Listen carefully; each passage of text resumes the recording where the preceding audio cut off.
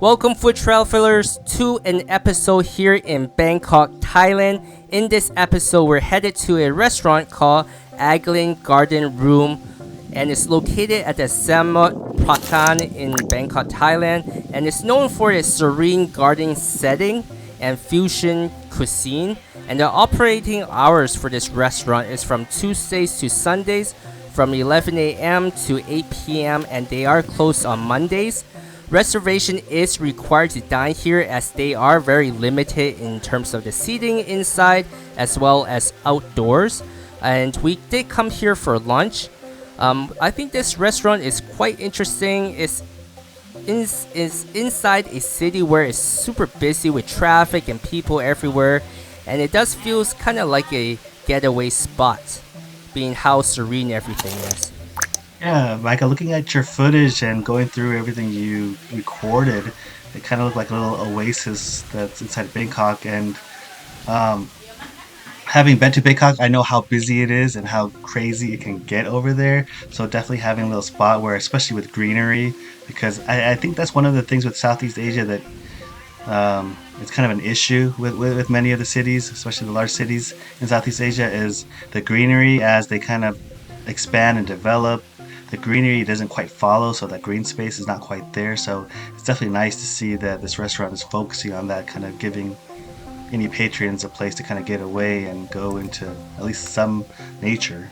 Yeah, especially how close it is to a BTS station, the train station. It's definitely a nice getaway spot. Being in Thailand, it is very hot, so if you are sitting outside, you would feel a little bit on the hot side. Inside the restaurant, they do have air conditioning, which is very comfortable. So I'm pretty glad we got a table inside. And as you enter the restaurants, you can see the decorations of the restaurant with the decorations of the photos and kind of like the vintage charm from antique furnishings with the elegant sofas, the wooden tables. The walls are all covered with classic paintings and decorative plates. Room is filled with abundance of floral arrangements and indoor greenery as well. Kind of pigging back on that, or actually circling back to the air conditioning, which is hugely important with any place you go to in Southeast Asia.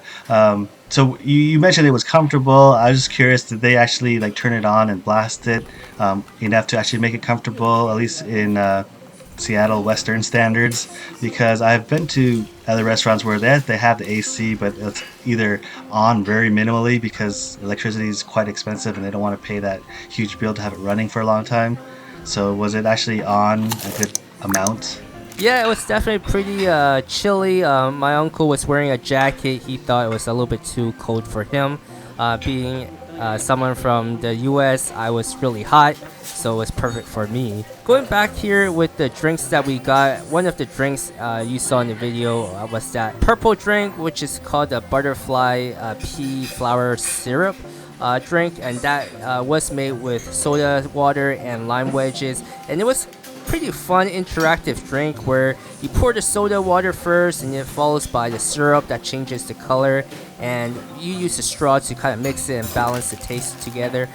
The more syrup you add, the sweeter it becomes. I thought that was pretty fun. Usually these type of drinks, they mix it before they bring it out to you, so that was a fun thing that they had there. Yeah, to me, it looked like a simple syrup where you can just kind of add to adjust your sweetness. That's the thing that I wish they would do more in the US.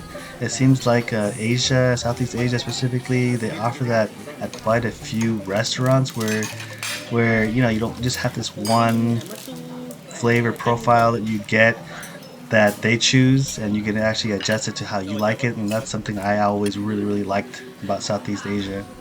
Yeah, and some of the dishes that we got here was that fried papaya salad served with fried chicken wings is also known as a Sam Tom Todd, which is like the fried chicken wings offering a distinctive twist of traditional Thai cuisine and kind of like the Western cuisine there. And that shredded green papaya is coated in like a light batter, is deep fried until crispy, transforming like typical fresh salad into like crunchy delight.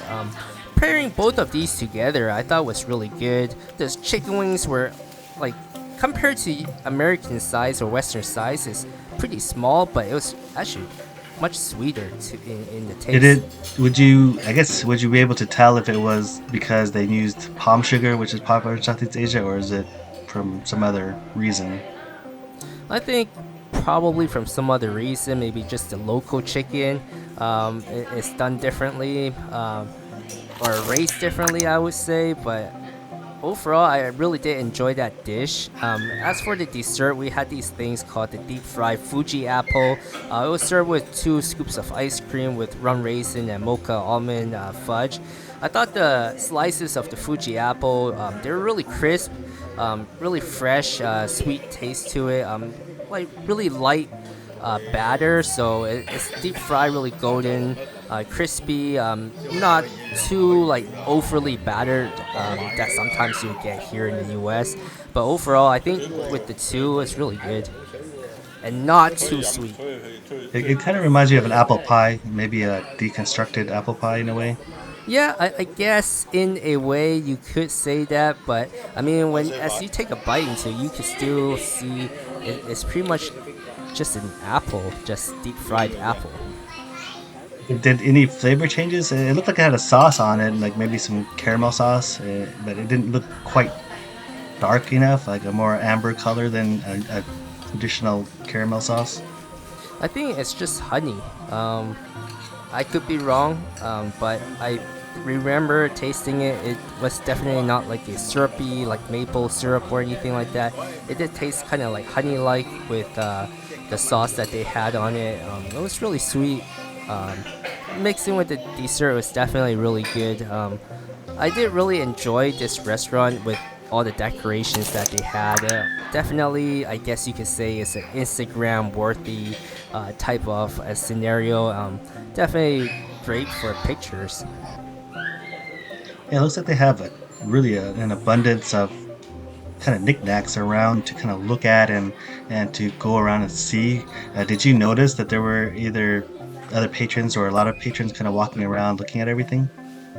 Yeah, when we got here, I could definitely see everyone just taking pictures all around. Some were even just sitting on the table, just posting for pictures, I guess, for their friends and family. But overall, I would definitely recommend this one if you're looking to get away from the busy, bustling city.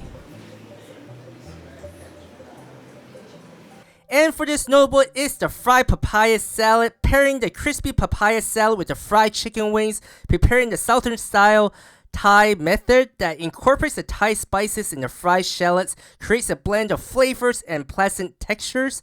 The savory, juicy chicken complements the sweet and tangy notes from the fried papaya salad, resulting in an unforgettable experience. If you've enjoyed the content you've seen, don't forget to support the channel and hit like and subscribe. And if you want to see additional pictures of food and our travels, go over to our Instagram page and follow us there. And thanks for watching.